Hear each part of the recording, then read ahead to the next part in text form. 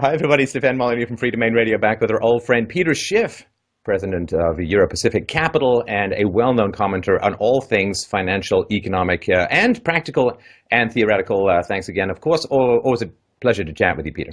Always a pleasure to be on with you, Stefan, and I'm glad you're still doing this Free Domain Radio. It's probably one of the best podcasts out there.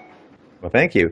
So I did some videos on Bernie Sanders, inviting the Bernie Sanders supporters to come into a rational discussion of economics. And instead, I got Bernie Sanders supporters. No, I'm just kidding. Some of them are actually pretty good. But there are a couple of myths that are sort of floating around that I think are worth having a discussion about. And you certainly studied this a lot. The first is this, if I'm going to paint a mental picture or an image for the listeners, there's a big giant dam. Like a big Hoover-style giant dam, and that is government regulation. And below are like the little people who have their sheep and their children playing in the pastures. This big giant dam of government regulation is holding back the sea of lava called corporate greed and banker greed and so on.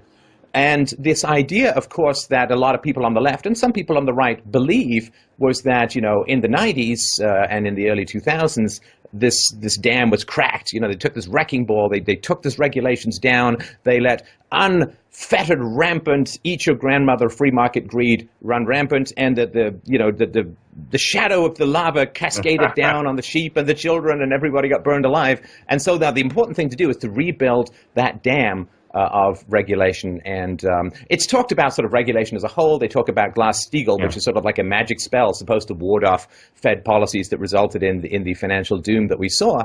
But I wonder if you could talk to people a little bit about this myth and ways in which they can think about it differently. Yeah, well, first of all, there's more than just a couple of myths. I guess a couple is two. The whole, Sanders campaign is built on a foundation of myths.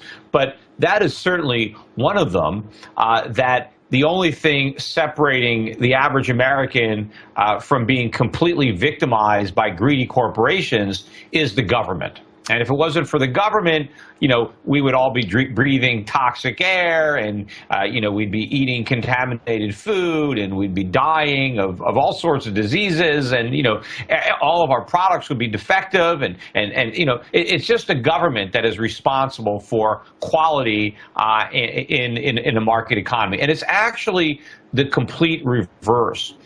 Individuals don't need protection from private companies, and all private companies are a collection of other individuals that are trying to win your business. They are trying to satisfy your needs and your desires in a more efficient way than their competitors. Everybody is competing in a free market economy to give the consumer the best possible deal, the highest quality at the lowest cost. Government doesn't facilitate that. The market does. Competition does. What happens when government comes in to regulate an industry, often it gets captured by the industry it's regulating, and then the industry uses government power to protect it, and it uses the government to rip off the consumer in ways that never could happen if the companies couldn't bring the power of government to be working on their behalf. And the government has convinced the voters that these agencies are there to serve the public, but they're really there to serve the businesses. So there are, of course, there's this myth of deregulation, that somehow in the financial markets it's this Wild West and there's no laws, and sometimes it even sees that the laws of physics dare not apply for a position on Wall Street. But the facts seem to be, of course, that regulations have continually gone up, and that there are, 119 agencies currently regulating all of this? Yeah, in many cases, regulations act as a barrier to entry because the mere cost of complying with all these regulations is so high that it prevents new entrants into a business. It makes it harder for individuals to maybe quit their jobs and start their own company to compete with their boss because the cost of complying the regulations is prohibitively high. And that's great for the boss because it means, okay, I don't have to worry about more competition because people can't afford to start businesses because they can't afford to pay for all the costs. And of course, all the money that governments force businesses to waste on unnecessary regulation just runs up the cost of doing business, ultimately results in higher prices, which are paid for by the consumer. But, this whole idea about Glass-Steagall and deregulation, and that's why we had a financial crisis. I mean, this is perfect for the government because it allows the government to blame capitalism or the markets for the '08 financial crisis, and it can hold itself out as the solution. Like, all we need is more regulation to prevent this from happening. But the truth is that the financial crisis was not caused by a lack of regulation, but by an abundance, an excess of regulation. Yes, it is true that there was the repeal of portions of Glass-Steagall, and people point to that and say, you see, we repealed some regulations and look at the disaster that was created. But what you have to understand is that there were a lot of other elements that weren't repealed. And the fact of the matter is there were some government regulations that were there to simply deter the damage being created by other government regulations. Like one regulation is like a gas pedal, and then another regulation is like a brake. And so what we did is we repealed a brake, but we didn't repeal the gas. And so the government regulation created a problem, and it was no longer being offset by a counteracting regulation. And what I'm referring to is the government guaranteed all of the bank deposits. And when the government did that, when the government came up and said, hey, if you open up a bank account, don't worry about what the banker does with your money. Don't worry about how much risk the bank is taking. Just put your money in any bank. They're all the same because the government guarantees them all. Right? And so once the government did that, they create a huge moral hazard. See, normally, before you put your hard-earned savings in a bank, you want to make darn sure that that bank is safe, that that bank is not taking a lot of excess risk. And even if you yourself are not necessarily smart enough to know the good banks from the bad banks, there would be plenty of companies in the private sector that would rate banks, that could let you know, kind of like a Consumer Reports, just like, most of us, we're not auto mechanics, but we can read an auto magazine and get an idea which cars are reliable, which cars, are better mechanically or perform better, and we can rely on experts. And the same thing would happen in the banking sector, except it doesn't because nobody cares, because the government says not to care, because even if you put your money in a bank and it fails, well, no harm, no foul, you're going to get all your money back. So when the government did that, they took away all of the free market barriers to risky behavior on the part of banks. And so once they did that, they needed to counteract it. So now they had various regulations that controlled what banks can do with their deposits because the free market was no longer going to do the job, so the government was going to do it. Now, over time, some of those government protections that were only necessary because of other government regulations were whittled away. And so there was a problem that helped create. But it wasn't because of the deregulation. It was because they didn't deregulate enough. Had they got rid of all of those regulations and had banks been a true free market, both in profit and risk, and if individual depositors had to be concerned about the health and stability of the institutions in which they entrusted their deposits, and had bank executives known that their customers, they would lose their customers if they were making risky loans, then none of this stuff would have happened. We wouldn't have had all these risky mortgages if it wasn't for the government guaranteeing all of the banks so that nobody cared what the banks were doing with their money. Well, and there is this, just to take a brief wind sprint through the Glass-Steagall. Of course, in the 1920s, we've talked about this before, the Federal Reserve cranked up the money supply and then cut it by a third, causing a crash. 2% of bank deposits vaporized and everybody freaked out. Now, the Glass-Steagall came in 1933, I think it was, and the idea behind it, of course, was to separate commercial from investment banking. So people who are investing in the stock market really couldn't take your personal check kind of stuff and vice versa. It was actually brought in by the investment banks who didn't want competition from the regular banks in terms of being able to manage stock portfolios and so on. And it largely weakened in the 60s, and then only one of the 4 provisions was repealed in the 90s. And even Barack Obama has said, it wasn't really Glass-Steagall that caused this problem. The vast majority of the companies that hit the rocks in 2008 weren't even covered by Glass-Steagall. In Canada, there's no such thing as Glass-Steagall, and there wasn't the same kind of housing crash. So there's almost no match between the theory and the practice, which is why, you're kind of dealing with this magic spell of anti-capitalism that is supposed to justify further government action. And of course, the real problem was the Federal Reserve. It was the Federal Reserve's policy of keeping interest rates artificially low. That provided the air for the housing bubble. And it was the moral hazard supplied by Fannie Mae, Freddie Mac, and the FHA, all sorts of government entities that encouraged and guaranteed the mortgages of non-credit-worthy borrowers. So it wasn't the free market that was creating these loans. It was the government that was encouraging and backstopping these loans, and that's the reason that they existed. So all of the fuel for the bubble was supplied by the government, whether at the Fed or directly by the U.S. government. And so the ensuing financial crisis was 100% created by the government. And even the fact that, yes, there were private actors in the free market that were part of it, but they only acted the way they did because of government-provided incentives and government-provided, backstops or guarantees. So it was the government that perverted private activity and private behavior. Had the government not been there, had the Fed not lowered interest rates to artificially stimulate the economy, had the government not been involved in the housing market, not been encouraging banks to lend money recklessly to non-credit-worthy minority borrowers simply because politicians wanted to get the votes of the people that were getting the credit. Had the government not done that, there would have been no financial crisis. But then, of course, the government and guys like Bernie Sanders used that financial crisis to tell the voters, you see, look what capitalism did. Look what the free market did. We need the government to protect you. We need more government to make sure that doesn't happen again. And people believe that. They think that these bad things happen because of the free market, and that the solution is to make sure that we build that government dam stronger so that the free market doesn't do these bad things again. When in fact, we had a great economy, or we would have had a great economy, but the government came in and dammed it up. And now they want to make the dam bigger so that the economy is even weaker.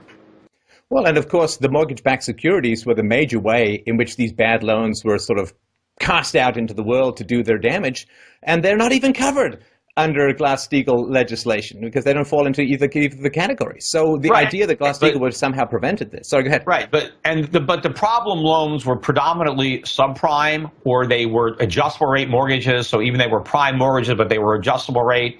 And a lot of these, again, mortgages never would have been originated if it wasn't for Fannie and Freddie, if it wasn't for the Fed. And of course, once the Federal Reserve ignited that housing bubble, and it kind of had a life of its own, it did alter the judgments of many people, and that a lot of people believed that this bubble was some legitimate new era in the housing market, and it corrupted people's thought processes. There was all sorts of greed that entered into the picture, and people were not seeing things that they otherwise would have seen had they not been blinded by the greed. But all of that started with the Fed. That's why, when President Obama initially started saying, Wall Street was drunk, and he blamed the collapse on the drunken behavior of the Wall Street bankers. And what I was saying back then was, yes, I agree with the president, Wall Street was drunk, but we have to look at who liquored them up. Where did they get all the alcohol that caused them to get so drunk and to act so irrationally? And the bartender was Alan Greenspan. It was the Federal Reserve that liquored everybody up. And it was no surprise to me that people acted the way they did once they were drunk on all that cheap money. But you have to go back to the source and look, why were they drunk, and go after that. Don't just say, oh, we need to make changes on Wall Street. Well, if now we have Janet Yellen pouring the same alcohol and Ben Bernanke pouring the same alcohol that Alan Greenspan did, well, everybody is getting drunk again. And all these new regulations aren't going to stop the next financial crisis. Actually, they're going to make it worse. Well, and of course you have Alan Greenspan, who I'm not sure is halfway between a Bond villain and a villain out of Ayn Rand, going back into Congress after they dragged him out of retirement. Because, of course, in the 90s, Greenspan was saying, oh, the market is self-correcting, it's self-regulating, you don't need all those regulations and so on. And this was publicly promulgated, of course, and everybody waited for the pride that comes before a fall. Then he was dragged back out of retirement. He was put in front of Congress, and he said, whoa, I guess it's not that self-regulating, I must have been wrong, and so on. And I mean, I can understand why he'd want to bury the bodies because he knows where they are, but that kind of statement did not exactly help the case of those of us more into the free market. Yeah, and once again, I mean, I look at him as a real traitor to the free market and to what he used to believe in, because he doesn't want to admit that he screwed up in the actions that he took. So now he's trying to say, well, my mistake was overestimating the free market and overestimating the ability of the market to act. Look, the free market works when it's not corrupted by the Fed. So the free market would have functioned had Alan Greenspan allowed it to. But Alan Greenspan basically prevented the market from functioning by artificially lowering interest rates and keeping them too low for too long. That is what corrupted the free market, because we didn't have a free market in money. We didn't have a free market in interest rates. We had a command economy. We had the Federal Reserve dictating that monetary policy, and that distorted the free market. And what happened in the financial crisis was the market was trying to fix what the government, what the central bankers had broke.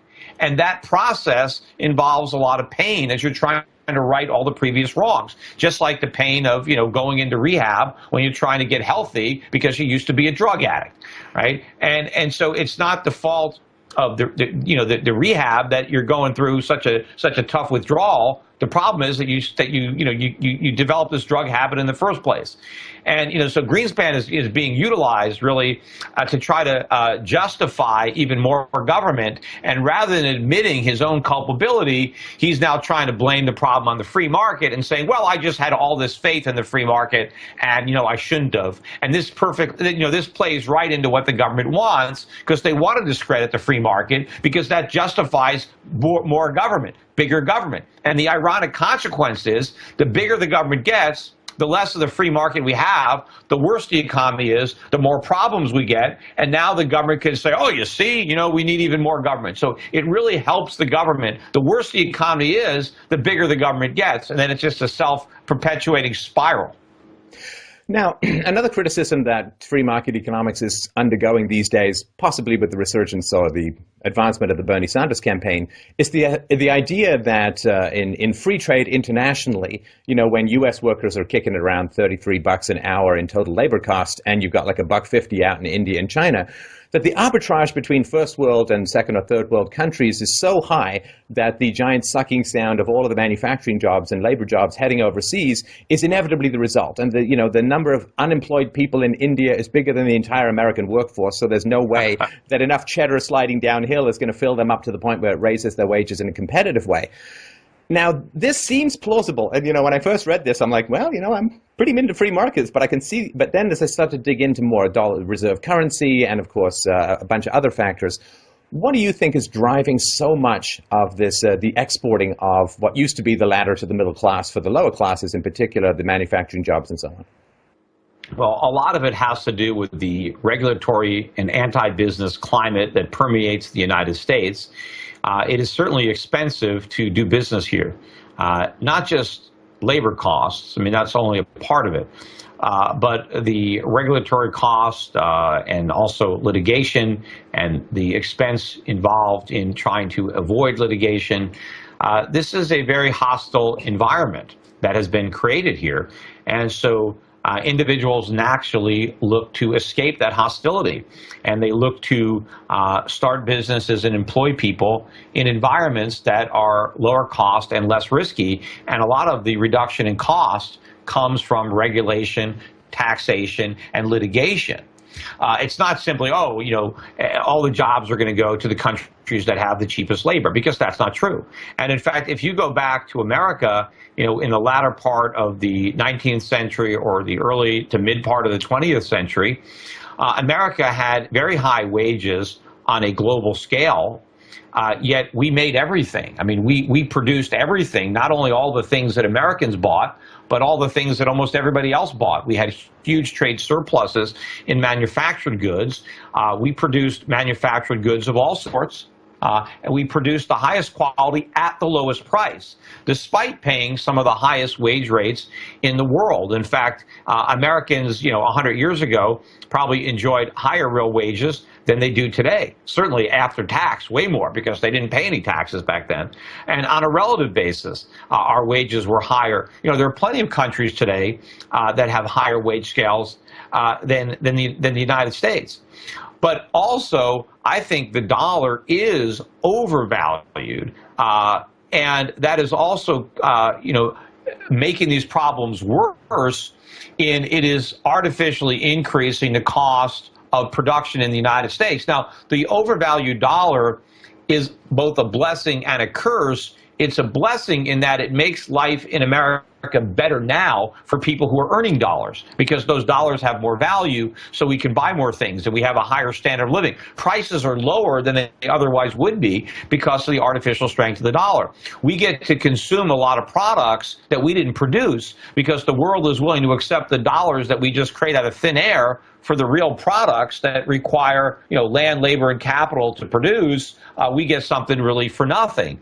But the trade-off is that the longer this goes on, the weaker our real economy is, right? Our industrial capacity continues to diminish. Our productive, high-paying jobs continue to go away. And so eventually, when this thing comes crashing down and the dollar comes crashing down, we're going to have to deal with the aftermath of this. And it's going to be, we're going to have a collapsed dollar. So we're not going to be able to afford to buy all these products from overseas. But since we no longer have the industrial base, we're not going to be able to produce them ourselves. So we're going to have to, make do without things. We're going to have a huge decline in our standard of living until we can reverse the process. But reversing the process is going to require wholesale changes at the government level on regulations and taxes, because we're going to have to save and invest our way out of this hole. Do you think, and I was just reading about how the Chinese are looking to up the convertibility between their currency and the Swiss franc and so on, it seems to me like this overvalued dollar as a reserve currency seems to be something that people are trying to get around, trying to get away from. Do you think that that's happening overseas? Are people looking at alternatives to a sort of a more worldwide currency? I think so. I mean, I think that the dollar as the reserve currency is a problem for the global economy. I mean, it's helping America, right? We're the principal beneficiaries as far as the immediate impact on our quality of life. But since there's a loser, though, that makes that possible. Americans get to live beyond their means, right? Americans get to consume things that they didn't produce. But that means somebody else is living beneath their means. Somebody else is producing something and not consuming it, right? And so other people are sacrificing so that we don't have to, so that we can enjoy a better quality of life. And so when the world moves away from the dollar as the reserve currency and goes back to a different monetary system, then America is going to lose that privilege. America is going to lose that advantage. But now other people are no longer going to have to bear that burden. And I keep hearing all the time, people say, well, if the Chinese or other countries, if they can't export to America, who are they going to sell their products to? They're going to buy their products themselves. I mean, people forget that exporting is not an ends. It is a means to an ends. What people want are consumer goods. And if you're exporting some of what you produce, you're only doing that so you can import other goods that other people maybe are more efficient at producing than you are. It's about trading for a gain so that you end up with more stuff because you produce the stuff that you produce well, and you exchange that for the stuff that other people produce more efficiently than you do. But what happens with America, the world gives us stuff, and we don't give them any stuff. We just give them paper. We just print some money. We don't even print it, right? We just create it electronically. And so when the world realizes that exporting to America is a waste of resources, it's a waste of labor, it's a waste of material, it's a waste of capital, they should use those resources to produce things that they want, that they need. Their lives will be better. And when, these countries, emerging market economies, when their currencies rise as the dollar falls, then all sorts of products are going to become affordable in those countries, just as they're unaffordable in America. So as Americans have to stop buying stuff because the stuff they want to buy is too expensive, all of a sudden the Chinese are going to start buying stuff that used to be too expensive, but now they can afford it. And it's amazing how so many people think that a collapse in the dollar is going to be bad for the countries that have been supplying us with stuff, and they don't even worry about what it's going to do here in America. Americans rely on that overvalued dollar to survive. Well, and there's a really tragic backstory, I think, to this question, which is the price of something doesn't matter. It's the value that matters, right? I mean, if I want to make a movie, I can get Brad Pitt. He's like $10 million or $15 million, but people will buy him because he can open a movie. People will go and see it because it's a Brad Pitt movie. The guy behind him, you know, the guy in the background holding up the sign or whatever in the union shot or whatever, he's like $5 an hour. So the question is, why does anybody bother hiring Brad Pitt when there's a guy behind him you can get for like 0.00001% of the price? And the question to me is, how is it possible that America invests, you know, you could pushing $250,000 in every single student. They go through 12 or 13 years of government education, and they emerge from that government education unable to compete with people thousands of miles away who speak different languages. They don't seem to have any of the job skills that would give them the competitive advantage that would allow them to go out and compete equally. Because the fact that American workers paid $33 an hour doesn't mean that they're worse than people paid $1.50 an hour, any more than, you know, Brad Pitt with his $10 million is worse than the guy $5 an hour. How is it possible that the school system has become so degraded that they're pushing people out and they can't compete with anyone? Well, what do you expect from a government-run enterprise? And remember, the schools are not run for the benefit of the students. They're run for the benefit of the administrators, of the teachers' unions, of the politicians. You know, the students are just, you know, part of the process, but you know, it's not student-oriented, right? I mean, in a private school, it is.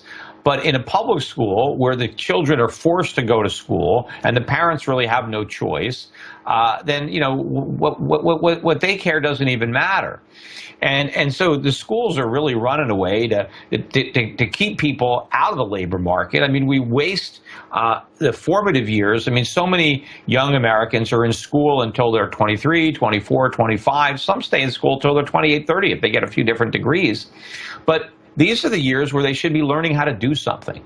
And, you know, there are a lot of kids that, you know, by the time you're in 8th or 9th grade, I mean, you know, your parents know, you know, is this kid cut out for academics? I mean, what are my kids' talents? And, you know, not everybody is cut out to be a rocket scientist or, and people could recognize earlier on that, look, certain kids, learning a trade, learning how to do something is a lot better than just staying in school and pretending that, you're getting some kind of an education when you're really not. And we're spending a fortune. We're spending a tremendous amount of money on taking kids through this process, and we're doing a disservice to the child because he's growing up without any skills that he could have accumulated. And if he went to college and he took on and he borrowed the money, now not only doesn't he have any marketable skills, but now he has debt. But the cost to society of wasting all these resources on all this public education and on all these colleges, this is another example of why education is too important to entrust to government. Let the free market take over this function. And people say, well, if it's up to the free market, nobody will, if we can't let the free market do it because nobody will be educated. I mean, so you don't trust parents? I mean, obviously parents want to educate their children. And they know their children's limitations. They know their children's strong points and their talents. And if there's a child who really is academically proficient and is a really bright kid, then they're going to want that child to go to college, and they're going to pay for it. They're going to guide them. I mean, nobody is going to take better care of their kids than their parents. We don't need the government. I mean, to say that without the government, nobody would be educated, it's like saying, well, without the government, we'd all starve to death. Without the government, we'd all be naked. I mean, the free market can satisfy our need for clothing, our need for nourishment, our need for housing. It can also satisfy our need for education. And, and people always say, well, it's not fair. If the private sector does it, the rich are going to get better educations than the poor. Well, maybe they eat better food than the poor. They wear nicer clothes than the poor. They live in bigger houses. So, yes, they might go to fancier schools. But you know what? So what? Because I bet in a free market education, even if the rich get better educations than the poor will get better educations than they're getting now. So they're still going to be better off. it's hard to imagine they get worse. And it just, while you were talking, Peter, I was just thinking about Ben Carson. Because Ben Carson it says that basically he's not said that he got anything from his school environment other than people to punch and stab. But his education was driven by his mother, because his mother, even though she herself could not read, made him and his brother do two book reports. He said no TV, 2 book reports every week, and they had to go ahead and do it. It really came out of the home, despite what was going on in the school, that gave him his drive. Yeah, and a lot of these schools now, these government schools, particularly in the inner cities, I mean, no one gives a darn. The parents don't care. The parents have no, really respect. I mean, they're living off of government. I mean, they don't have any work ethic. They didn't really even get anything out of their school, and they've got the kids, and they're only going to school because the government requires them to go to school, and the kids even resent being there. I mean, the whole environment is toxic, and the few kids that are there that really want to learn, the environment is so polluted by all the kids that shouldn't be there in the first place that they can't learn. And now you have the teachers having to teach to the lowest common denominator. I mean, the whole thing is a complete disaster, and it costs a fortune. And all the resources that we waste on the education system, those are resources that could have gone into productive investment so that the kids would actually have jobs and have a higher standard of living. Instead, we squander all the money on worthless educations that they don't learn anything. I mean, how many people have graduated college and are functionally illiterate? And yes, there are plenty of college grads who can read and write, but they can't do much else. I mean, a lot of the college grads don't really know much more than people used to know when they graduated elementary school. I mean, probably if you took an elementary school graduate from 1900 and put him against your typical college grad today, not even a high school grad, a guy that graduated 6th grade, I bet 6th graders from 1900 can do better on math and reading or geography than college grads today.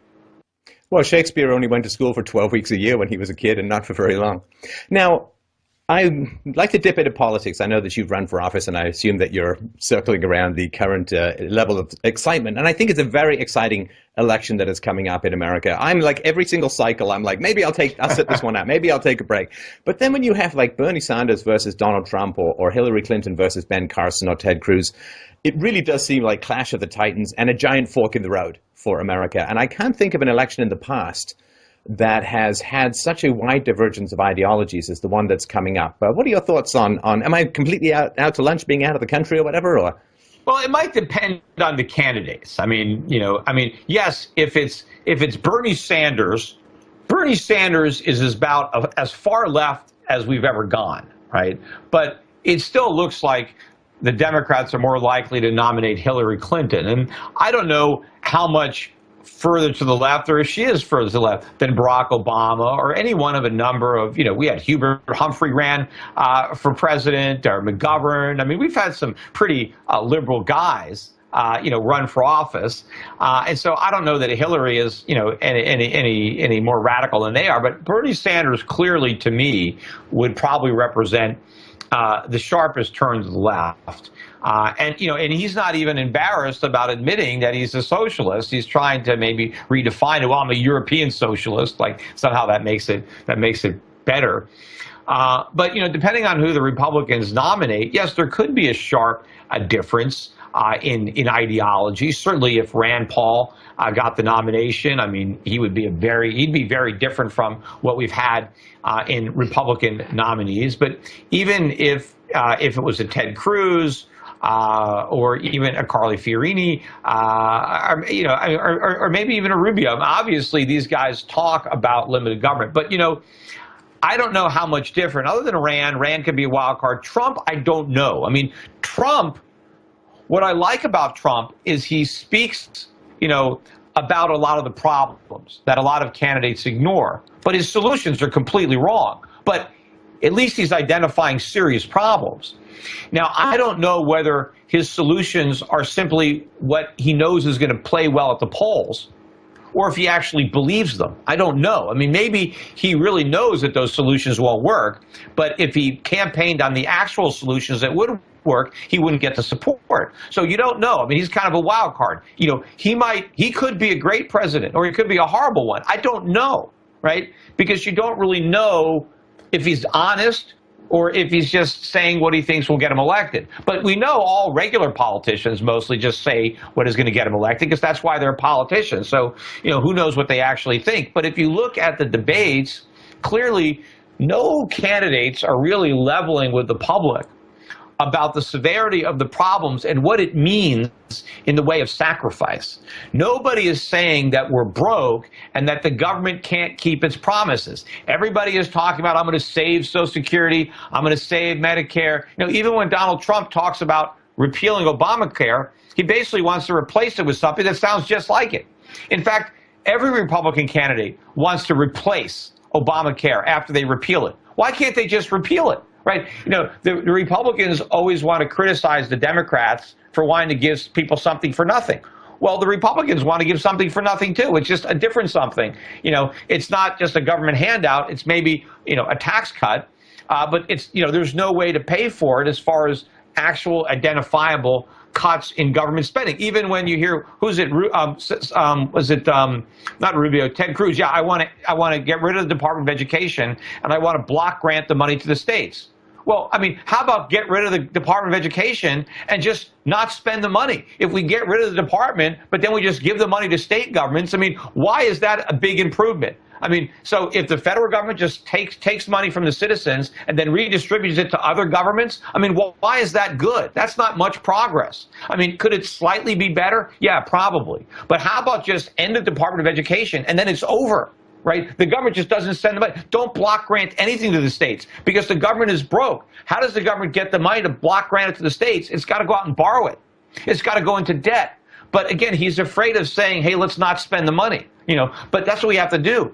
People who were promised benefits from government have to be told that the government is broke and they're not going to get their money. We're not going to bleed millennials dry. We're not going to make 20 and 30-year-old kids pay confiscatory levels of taxation so that promises can be kept to their grandparents that they never were even a part of. So people have to, you know, be honest and, you know, honest with all of our creditors, government people who are going to get government pensions. The money is not there. We are broke. The government spent it. But I still don't see Republicans willing to tell it like it is because they're probably afraid that if they're the messenger of that bad news, the voters are going to shoot them. And they're going to just elect somebody else who's, you know, who's not telling the truth.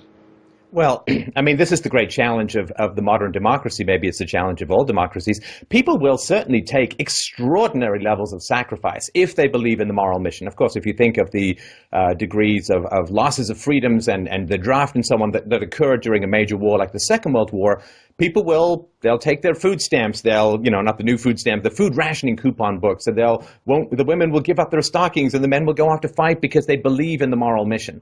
But of course, to make the moral case that the system has foundered because it is continually violating personal and property rights is to really take a bit of a sledgehammer to the base of the current edifice of society. That's a lot for people to swallow. If you can get them to believe in the moral mission, as an old quote by Nietzsche says, give a man a why, he can bear almost any how, but that why seems very tough for politicians to articulate. And, you know, the Republicans still are trying to look for quick fixes, like on immigration. Like, oh, our problems are just based on these immigrants. And if we can only stop the illegal immigrants from coming in, if we only build a wall, then our problems are going to be solved. And look, you know, if you look at the number of immigrants coming to this country, both legally and illegally, and each year as a percentage of our population, it's substantially smaller than the immigrants that were coming here towards the end of the 19th century and in the early decades of the 20th century.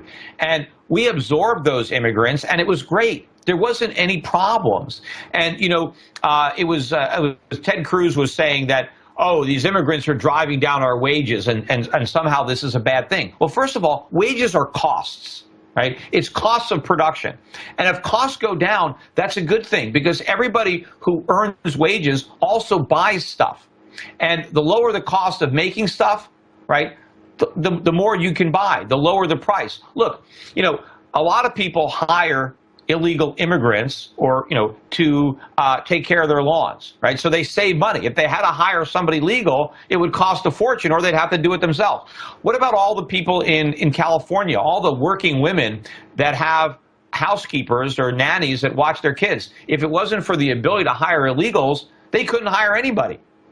What you would have to pay an American to forego welfare to watch your kid would be so high that most women after taxes couldn't afford it. So there's all these women that have jobs that couldn't even afford to take them if it wasn't for the immigrants coming in. The same thing, we have a lot of industries, certainly agriculture, that would completely shut down if they didn't have immigrant labor coming in. And of course, there are a lot of higher earning jobs that would disappear if those lower paid jobs weren't here. We'd have to import even more of our agriculture.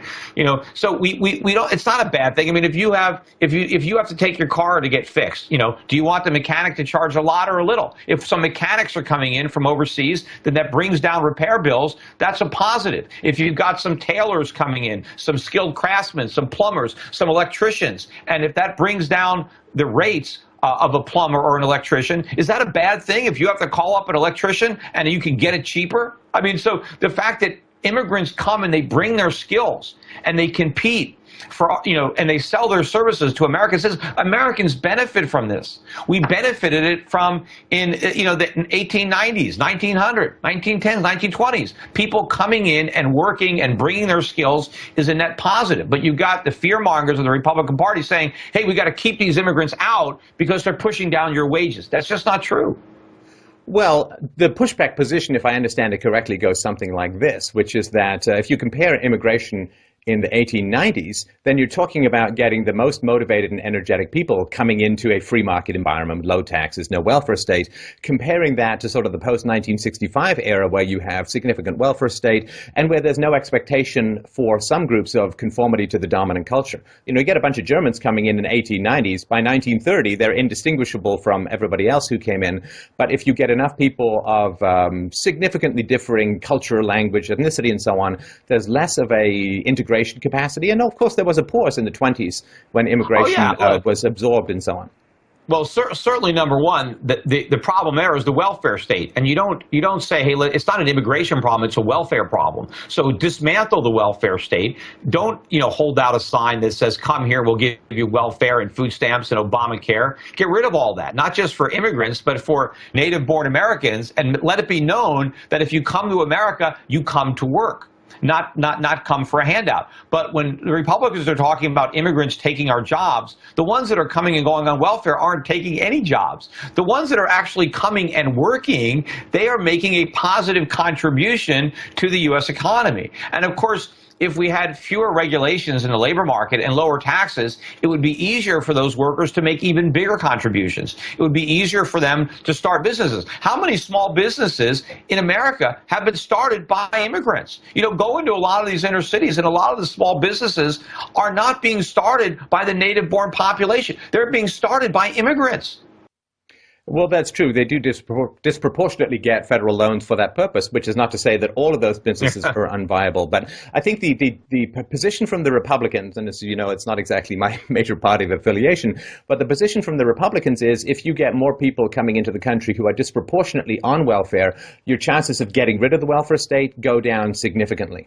That is true. I mean, if your reason for cracking down on immigration is to limit Democratic voter turnout, and I could see the rationale there, right? We don't want more Democrats coming in, right? Because that's the immigrants that are coming in today are probably disproportionately likely to vote Democrat.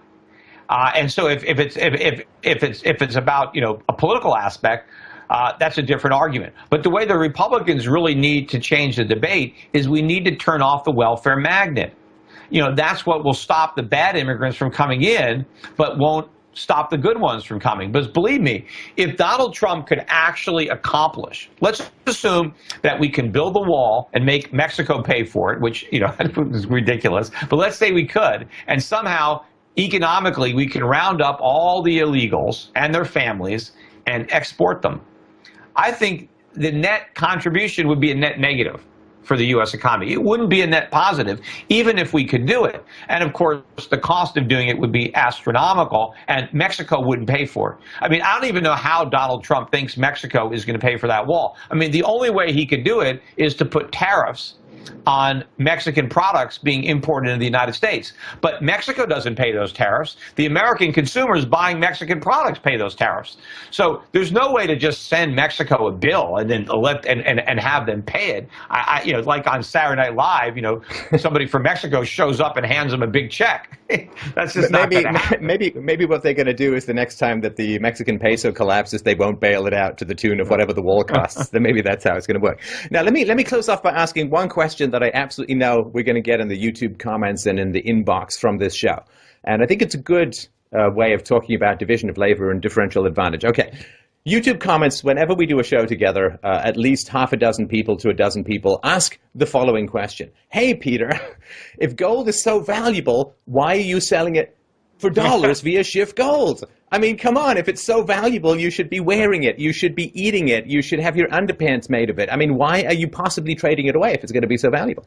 Well, I mean, if I owned all the gold that I was selling, right, I wouldn't even need to sell it, right? I'd be very wealthy. But no, see, we don't sell gold out of inventory. I'm not sitting on a pile of gold that I'm trying to unload. Hang on, I'm just going to look here. Wait a sec. Let me just check. Okay. If I had a pile of gold, I mean, I have my own pile, but it's not nearly as big as, the pile that, theoretically we would have to fill all the orders that we get at Schiff Gold. No, I'm a middleman, right? I buy wholesale and sell retail. So I'm encouraging people to buy gold, and I'm helping them buy it from other people who I believe are foolish enough to sell it. But I'm not selling my gold. I'm still buying gold for myself. I'm still taking some of the money I earn and increasing my ownership in gold and gold stocks and silver and things like that. But the reason that when I sell gold, the reason that I sell it for dollars is well, that's what my clients have, right? And I want to help them replace their paper dollars with real money, real gold. But then most of the money that I get, I've got to pay my rent. The landlord wants dollars. I got to pay my salaries to my workers. They need dollars because their landlords want dollars, or the bank wants dollars on their mortgage, or they got to pay their electric bills, or they got to go to the grocery store. And of course, I have suppliers to pay. I have I got the phone bill. I got the FedEx bill. We've got a lot of costs. But once I subtract all my costs from all my revenues, to the extent that I have some profit left over, yes, I choose to invest some of my profit in buying some gold for myself too, right? But to say that I'm just, telling people to buy gold because I want to get rid of mine, I haven't sold an ounce of gold. I have more gold today than I had 10 years ago. Even though we've been selling all this gold, I'm not selling my gold. I'm still buying gold, just like I'm advising other people to do. Buy gold, buy silver. I'm buying gold stocks. And yes, over the last few years, gold has gone down. Gold mining stocks have gone way down. And so I would have been better off personally, and certainly people would have been better off personally not having bought any a few years ago and buying it all right now. But, that's easy with the benefit of hindsight. We didn't have the benefit of hindsight 2 or 3 years ago to know that we would have this bigger correction. But we're fortunate enough to be able to take advantage of the correction, because I've never advised anybody to go all in. Hey, put 100% of your money. I have 5 or 10%. And of course, as the price of gold goes down, well, now if you had 5 to 10% of your money in gold 3 years ago, well, now the price is down. You don't have 5 to 10% anymore, so buy more. Take advantage of the fact that gold has gone down, and take more of your earnings and more of your wealth, and it's an opportunity, because I don't think it's going to stay down, and I think the fact that gold went down before it ultimately takes off is just going to allow a lot more people to get on board who didn't have any gold at all to buy some. And it's going to allow some people who already bought some gold and silver to buy some more. Well, and of course, you don't have to sell your house to drive up the value of your house. You just have to make your neighborhood more desirable. So the fact that you're stimulating demand for gold helps your gold holdings as it helps the gold holdings of your clients and so on. Don't overestimate my ability to influence the market. The people buying gold from me, it's such a small percentage. I mean, what really sets the price of gold are the speculators in the futures markets. I mean, they're trading so much gold. Of course, they're trading non-existent gold, right? You have people who don't even have gold selling it to people who have no intention of actually buying it. But all of that activity dwarfs what's happening in the physical market. But the price is being really set in the paper market. So I don't think anything I've ever said or done has influenced gold by even 10 cents on a given day. So I'm not trying to talk it up, right? I'm not trying to tout it. So, no, but I want people to be prepared. I believe that gold's going to go way up regardless of what I say. Even if I never existed, if my precious metals company never existed, gold's going to do what it's going to do. I'm going to have no effect on the gold market. But I think I'm going to have an effect on people who own gold, who might otherwise not have owned it, but for the fact that they heard me and I got them to do some research and to do some understanding, and they came to the same conclusion as me that they should own gold, and they buy it before the price goes way up. All right. Well, thanks, Peter. Always a really great chat. Why don't you just hit my listeners with your websites in case they want to pursue your thoughts and advice further? Well, you can see for precious metals, it's shiftgold.com. For people who want to get into stocks around the world, you want to invest in countries that are in better shape economically. They have lower taxes, fewer regulations, sounder monetary policies. Countries like Singapore, New Zealand, Switzerland, Hong Kong, there are places that we're investing. If you're interested in owning stocks and bonds there, also gold stocks, you can go to Euro Pacific Capital's website. It's Europac, EUROPAC.com. Europac.com. If you're a Canadian and listening, there's Europac.ca, my Canadian broker-dealer. And if you're anywhere else in the world, it's my bank, Euro Pacific Bank, EuropacBank.com. We provide a whole range of investment services, including the world's first and only gold and silver-backed debit cards, which allow you to spend gold and silver if you want to, the way you would spend euros or pounds or dollars. So we have that program offered at Euro Pacific Bank. And again, I'm not doing my radio show anymore, but shiftradio.com is hosting my podcasts.